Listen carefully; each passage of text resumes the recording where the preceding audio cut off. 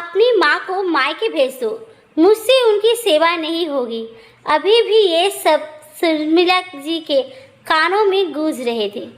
उनकी बहू निशी इतनी निर्दयी कैसे हो गई जो अपनी सास के लिए ऐसे सब बोल गई। आखिर निशी ने अपनी शादी के 3 साल बाद ही उन्हें आईना दिखा ही दिया, लेकिन वो तो सास थी, इतनी आसानी से हार तो मानने से रही।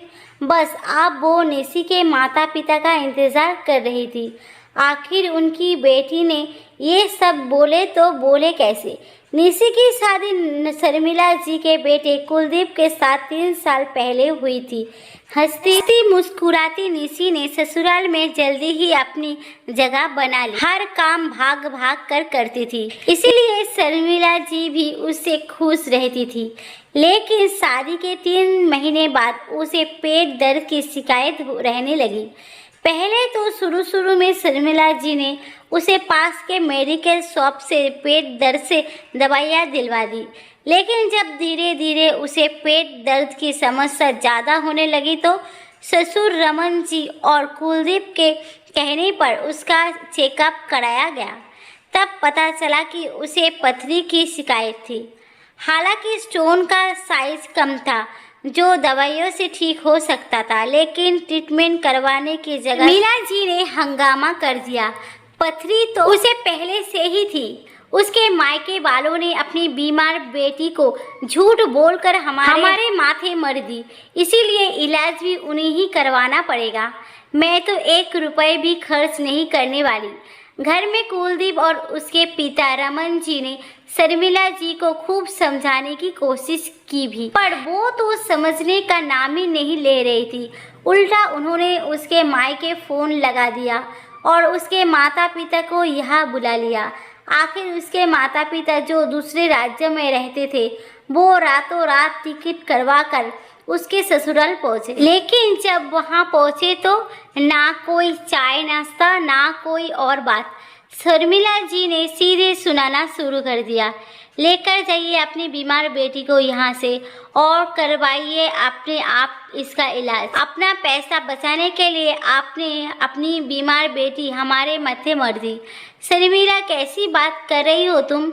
ये सब बोलने से पहले एक बार सोच तो लो कि क्या बोल रही हो। रमन जी ने कहा, आप बीच में मत बोलिए, मैं बात कर रही हूँ ना। शर्मिला जी ने सबके सामने ही रमन जी को ये कहकर चुप करवा दी। निशी के पापा ने भी कहा, समधन जी, हमारी बेटी को कोई बीमारी नहीं है, पथरी ही तो है। ये तो किसी को भी हो सकती है, इसका तो इलाज भी संभव है। अगर इलाज की बात है तो इलाज हम करवा देंगे, मना नहीं कर रहे हैं, पर आप ये हम पर बेवजह का इल्ज़ाम तो मत लगाइए। खर्चा बचाने के लिए अगर शादी की होती तो आपको पता होना चाहिए कि शादी में पथरी के इलाज के कई गुना ज़्यादा खर्चा होता है। मुझे कुछ नहीं सुनना। अरे कोई रातों रात स्टोन इसके पेट में बना नहीं होगा, ये तो पहले से ही बना था, आपको सब पता था, फिर भी जानबूझकर अपनी बीमार बेटी हमें दे दी। आखिर शर्मिला जी कुछ समझने का नाम ही नहीं ले रही थी। तो रमन जी और कुलदीप के कहने पर मम्मी पापा निशी को अपने घर ले गए। वहाँ मायके में ही निशी का इलाज चला। जब तक इलाज चला निशी मायके में ही रही। शर्मिला जी ने फ़ोन लगाकर भी नहीं पूछा कि अब उसकी तबीयत कैसी है। उल्टा पूरे रिश्तेदारी में ये बात फैला दी कि समझियों ने झूठ बोलकर धोखा देकर अपनी बीमार बेटी हमारे पल्ले बांध दी। अपने माता पिता पर लगे ऐसे इल्ज़ामों के बाद भला किसी बेटी के मन में अपनी सास के लिए इज्जत रहेगी?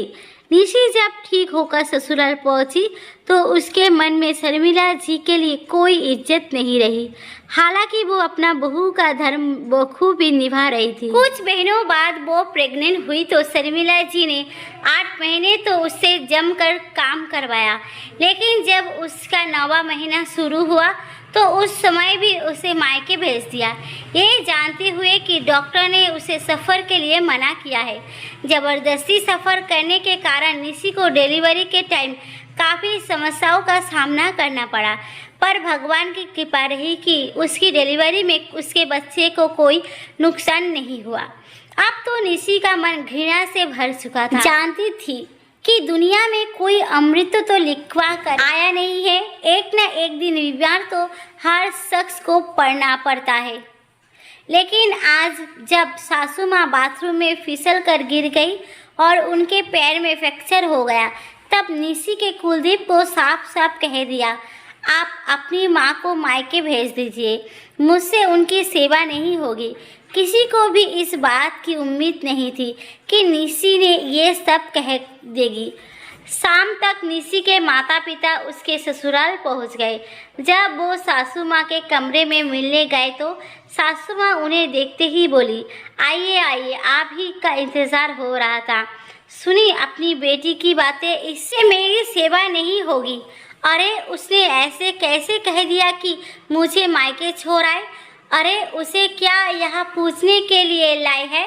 यही संस्कार सिखाए हैं अपने उसकी अपनी सास की सेवा मत करना। माफ़ करना समधन जी, पर ये संस्कार हमने नहीं सिखाए हैं, ये तो आपके सिखाए संस्कार है।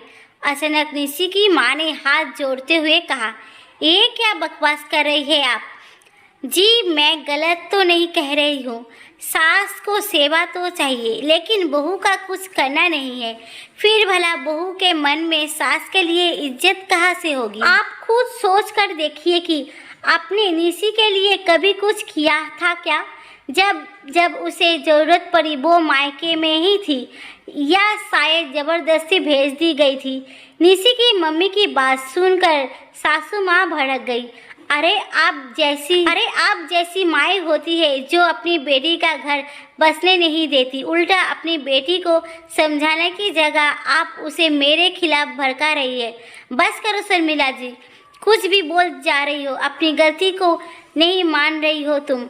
आखिर समधन जी गलत तो नहीं कह रही है। जब बहू को तुम्हारी ज़रूरत थी तुमने उसे मायके भेज दिया, हमारे मना करने के बावजूद भी तुमने ऐसी हरकतें की। आप किस मुंह से उससे सेवा की उम्मीद करती हो? आज नमन जी ने सबके सामने शर्मिला जी को डांट दिया। ये देखकर शर्मिला जी चुप हो गई। आखिर निशी के माता पिता कुछ घंटे रुककर वहाँ से रवाना हो गए।